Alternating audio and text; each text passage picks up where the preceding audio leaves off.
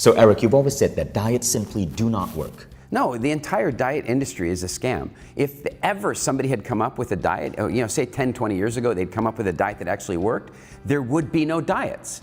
The millions and millions and millions of dollars that the diet industry makes is largely people spending money that they have to spend because the last money they spent didn't get them anywhere.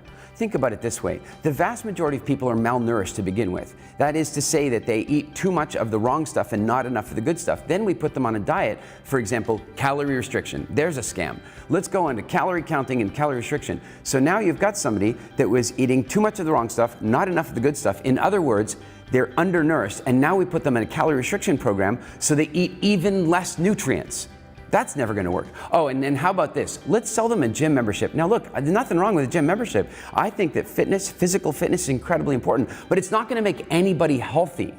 It's going to maybe make them healthier if they get their nutrition handled correctly first. Right, because science is showing that 80 to 90% of your body shape has to do with what you eat and not exercise. Absolutely right. If you think of it that if you aren't putting the correct nutrition into the body, then very often the very exercise that people are doing in order to improve their health is actually damaging them. They're making massive physical demands on their body while not meeting the body's massive nutritional demands that are resulting from that.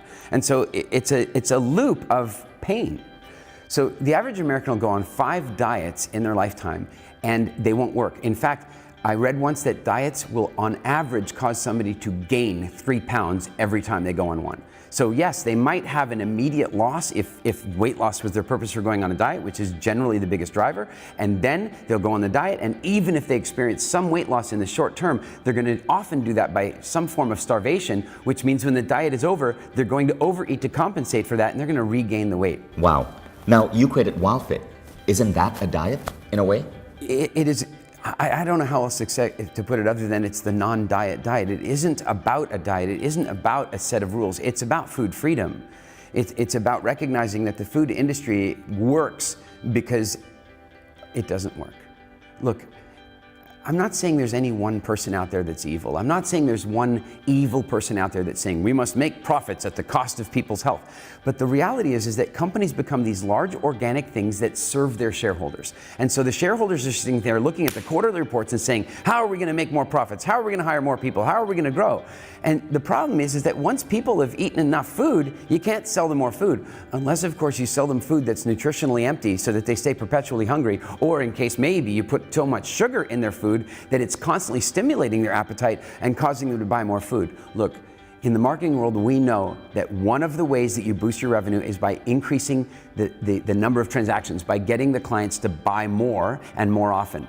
Well, in food, what that means is getting people to overeat.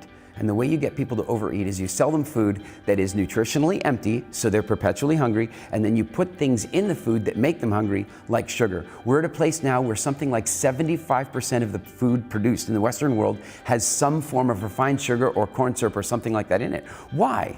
Why is it there? It's not there for flavor. You don't even know it's in most of those things. It's there because sugar stimulates your appetite and makes you hungry, and that's extremely good for food industry profitability. Okay, now WildFit has got some incredible success stories. I've lost close to 7 kilograms on WildFit, and you just got awarded a medal at the Senate, at the Canadian Senate. Now, what is going on there? You are criticizing diets, but isn't WildFit in some way a diet? Sure. I suppose in the strictest sense of the word, in the strictest sense of the word diet, what we've done is gone out and created a health transformation program that people would want to categorize as a diet. What we are doing is so dramatically different though. First, yes, we've done some incredible research into what we'd call, say, nutritional anthropology to identify some of the core nutritional needs that humans have. Of course we've done that. What we've done that's so very different though is taken a look at people's psychology. We've taken a look at why it is that they're eating food the way they are, and we've then been able to change that for people. If you really think about it, and I have to wake myself up and pinch myself in the morning sometimes, because if you realize that 95% of people who go on a diet rate that diet later and say they failed, 95% of people, they don't succeed, and even the 5% that do, ask them a year later, they still don't feel like they've had a huge success. where we have something like an 80 to 90% success rate. And the reason is not because of the food rules that we created. Look, the reality is the food rules are out there. We all know, eat a wide variety of plant-based foods, eat some good healthy proteins in our life, make sure we're really well hydrated. We know all this stuff, but we're not doing it. And we're not doing it because of a variety of reasons, like our parents accidentally conditioned us when we were children. WildFit is a perfect intersection between rational nutritional principles and food psychology, changing the way you decide to eat. And so our clients will come to us and they'll say, I have a list of foods that I wish that I was wanting to eat more often, and I have a list of foods that I wish that I didn't want to eat so often. And 3 months later, those wishes are granted. And how is this happening? Well, through a very carefully constructed program. And I can vouch for this because I went on WildFit in 2016. And now it's been 2 years later and I'm still at that same weight loss stage. I haven't put on the 7 kilograms I've lost. In fact, I continued losing more and getting into the best shape in my life. And the funny thing is, I no longer crave the things that I used to crave before. I no longer go to Starbucks and order a mocha filled with skim milk. I like Americanos, and I could never stand the taste of pure black coffee before without adding milk or sugar to it. But I know it flips something in my brain, and I'm fundamentally a different human being now. I hear rumors that you're using behavioral modification, that you're using neurolinguistic programming. Explain what's really going on there. I'll give you a perfect example. If you ask the average person why they're eating a dysfunctional food, they'll tell you that really it's because it makes them feel good. That's really what it is. It's making them feel better. But if you really analyze it, you will find that they start to feel better before they even start to eat it. It's the permission. So for example, the child skins and falls and skins their knee. They trip, skin their knee, and they're crying. The parent comes up and gives them a cookie. The cookie makes them feel better. Now they're 35 years old and they're kind of having a down day and they go, oh, I could use a cookie. The minute they decide to give themselves permission to have that cookie, they start to feel good. They haven't even put it in their mouth. There's nothing about the cookie that's making them feel good. It's the emotional return. But the problem is this, is that the minute they eat that cookie, they were already feeling good. They were already producing dopamine and serotonin. They were already making themselves feel good. Then they put the cookie in. Well, now they link up the feeling good to the cookie. It was never the cookie. And so when people begin to recognize that a huge amount of the food decisions they make are emotional and not nutritional, then they begin to be able to make a change. Now, people kind of know this, but we go through some very specific process that deframe those emotional linkages so that they look at some food that only 3 weeks ago they were powerless over, because let's be clear, many people have foods that they are powerless over, and now they look at it and they're not only powerless over it, but they don't even regard it as food. And then they walk up to me and they go, thank you for my freedom. I've experienced that. It's so remarkable to see, because I put 100 people, 100 of my employees on WildFit.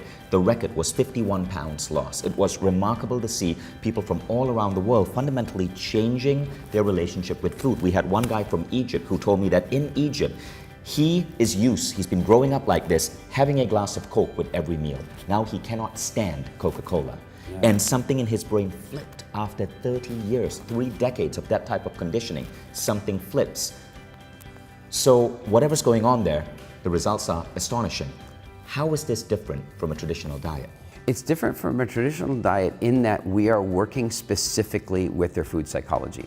So a traditional diet says, eat this, don't eat this, and use your willpower to make it work.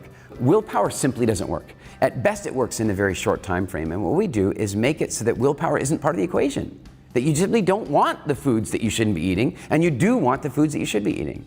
And when you change that, you create long-term change. This has to do with the 90-day program that WildFit is based on, with behavioral modifications and specific conditioning that you go through every week during those 90 days with a community of people.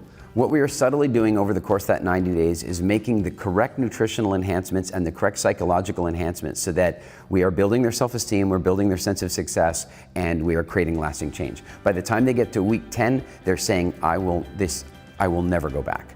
I will never go back. I am done. And I've witnessed that. Thank you, Eric.